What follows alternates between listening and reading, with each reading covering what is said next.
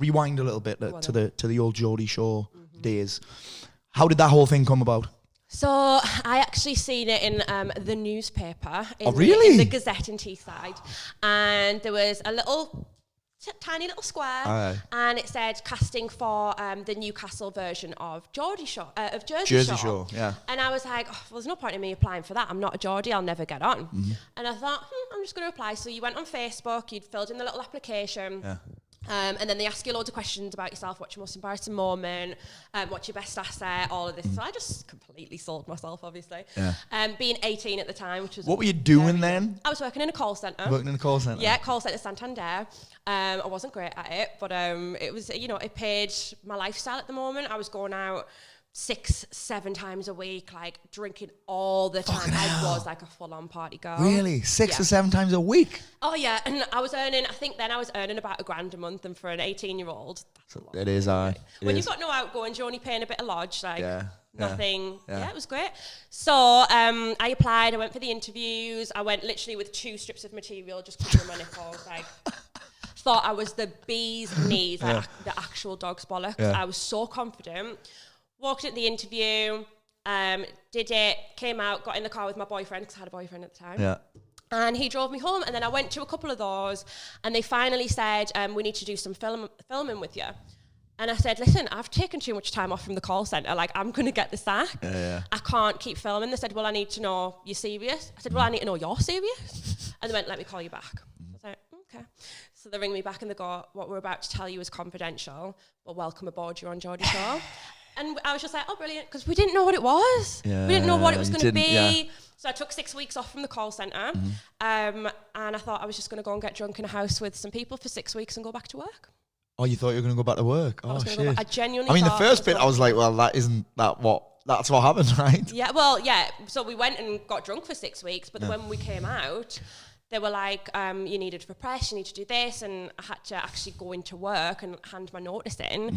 And that was a really scary time for us, because then I didn't realise I was going to be the most hated person on the show at that time, which was interesting. So let's talk to me about this. So you were the most hated person on the show? I would definitely 100%. I mean, Sophie was on the front page of the Shields Gazette, I'm sure. Yeah, and I was on the front page of the Middlesbrough Gazette. So what was that time of your life like then?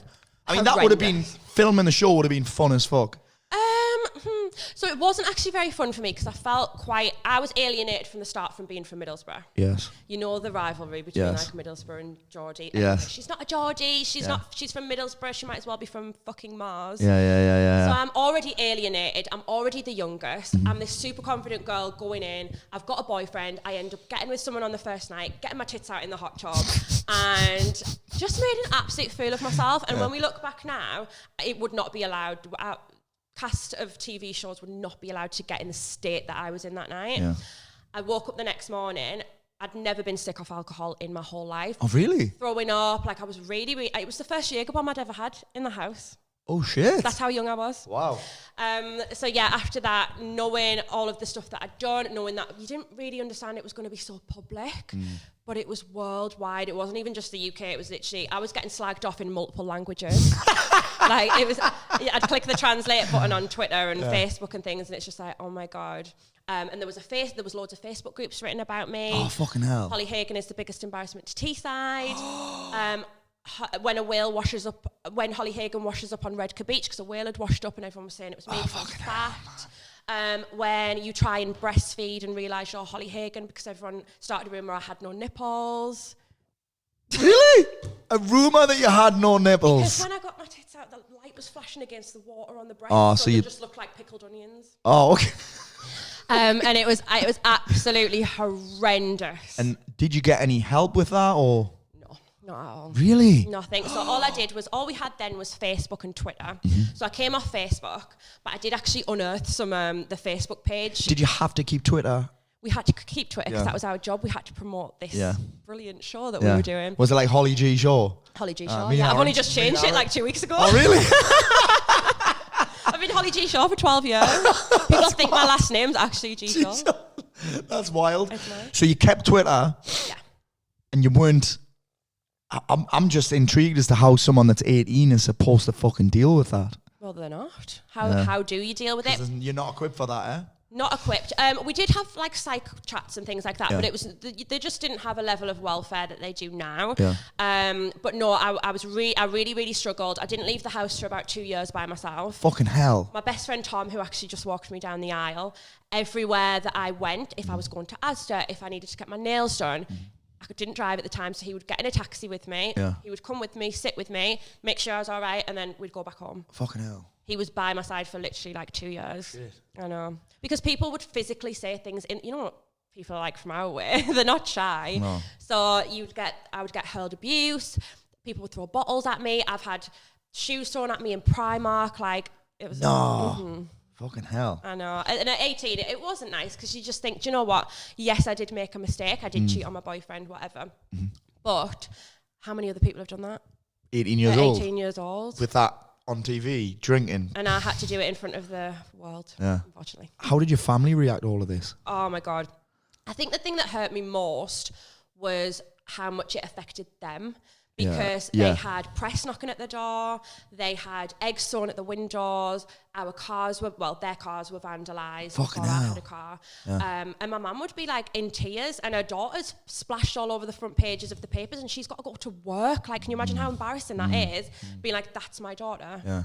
And we didn't kind of speak about it for a long time. And I think we just kind of like tried to brush it under the carpet a little bit, but seeing how much it affected them. And I just felt a bit ashamed of how much like shame I'd brought to the family. And, you know, it wasn't nice. Yeah. Do you regret doing that? Never. Really? The only thing Talk I regret... Talk to me about this then. The only thing I regret is getting my tits out in the hot tub. That's the only thing, because it's just not a nice image. But everything else, I don't regret the cheating, because I needed to go through that to understand how wrong it was and how bad it made him feel. And, you know, we all need to go through these things sometimes to learn and understand. And I think we need to make more room for young people to make mistakes and learn from them. So I don't regret a single thing. I regret crying over as many boys as I did, but I couldn't really help it. I mean, you've got to do that as well, right? You've got to do that as well. You've got to go through all of them heartbreaks. And I think I can't regret it, because the amount of people who say to me now, I look at your whole journey, see where you've ended up now, like that whole full circle.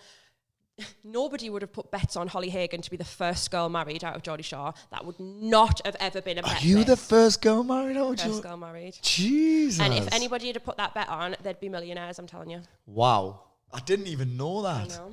So, yeah, it just shows that it doesn't matter what you go through, doesn't matter how many times you fuck up, doesn't matter how many times you cry over boys, you can still live a really happy life. I often think that the best parts of who you are right now were forged in those hardest times. 100%. The best parts were in the worst times. Yeah. You know what I mean? Yeah, but it's character building, and I think I was bullied all through school as well, so I think that builds your character as well. Had I have went into Geordie Shore and not experienced any of that, I wasn't being called anything I hadn't already been called before. So it was a little bit easier on me. I'd seen people go into that show. My ex, for example, he won't mind me saying this because he said it himself, but he'd always been told he was God's gift. And when he went in the show and started getting trolled and things like that, he really couldn't deal with it, and it really affected him mentally. So sometimes, builds character. Yeah, and sometimes I think you get things that happen in life, it's what you need at the time, do you know what I mean? It is what you need, and you don't know it. You don't know why it's happening, but...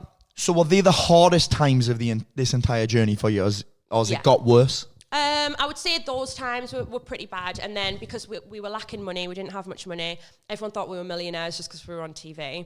I was doing like a lot of club appearances, and we were getting, the girls... and the people who weren't really very liked on the show, like me. Wasn't it hard for you guys to get... I don't know who told me. It was either my manager, Luke, who knows Vicky for like 12 years, or her that said for girls to get... It wasn't even the podcast, it was in the car. She told me about this. It was hard for girls to get PR, right? Yeah, it was really, really hard. And was that how you're making money? So we were making money off just doing like club appearances. Yeah. So I would be at 18 years old, travelling up and down the country, sometimes for 10 days at a time. All of these clubs are expecting Holly Geordie Shore, and they're expecting you to drink. So your energy's got to be really high. Got to be high. You've got to be drinking, even if there's no friends there. And the amount of people who would like touch you up in nightclubs as well. Like, I'd do under 18s ones as well, and they'd all be trying to grab your bum and grab your boobs. Really? Girls would do it, guys would do it, everyone would do it, and I started dressing in like jeans and long tops so that people wouldn't want to touch me because they felt like they could because I was on Geordie Shore. Yeah, wow. Which was just, that wasn't nice. And I'd always put my bum against the wall so that when a boy tried to like put his arm around me, he couldn't slip it down because I'm pressing my bum against the wall. Fucking hell. These are the things I had to think of at 18. And also, people don't know about this. They just see the fucking TV. And then if I kick off, they're getting paid to get pissed. Just think, why are you kicking off? You've done that on the show. You're being a prima donna or you're being a fucking, what do you guys get? You're being a drama queen. Drama queen, yeah. I mean, I am a bit of a drama queen, but if somebody's touching you up in a nightclub inappropriately, I don't think it's bad to say something and about these it. days, there's no way that it wouldn't you'd get away with that. No. Nah. So, how do you deal with that? Do you still get shit? I get the smallest amount of shit now. Yeah. I would say I used to get 99.9% hate, and now it's like 99.9% positive. Oh, sick. Which is really, really good. Yeah. And I think the odd comments that you do get, yes, it still affects you because you just like, you want to scream because they don't know you as a person. They don't know what you've been through. They don't know your journey. Yeah. But I just and how are you dealing with that? Are you just ignoring it? Are you blocking it? Are you saying fuck you? Very low tolerance for like blocking. Like, is it high tolerance? Low or high? I'll block anyone for anything. Even if someone tries to give me advice and I haven't asked for it, I'll block them. Not bothered. I love those ones. I hate them. Yeah. I hate them. I don't want to be given advice if I hadn't asked. Yeah. Unsolicited advice. Yes. Do you know what? Imagine those people. They must go around giving everyone advice as well. Everyone advice. I'm just like, I'm so confused. Like, no, that wouldn't work for me. And then I'm just like, I'm blocking you. Yeah. Don't like it. I like that. So it's an instant block. I get asked that quite a lot of the time. Like, what's the best way to deal with? Because I get a lot as well.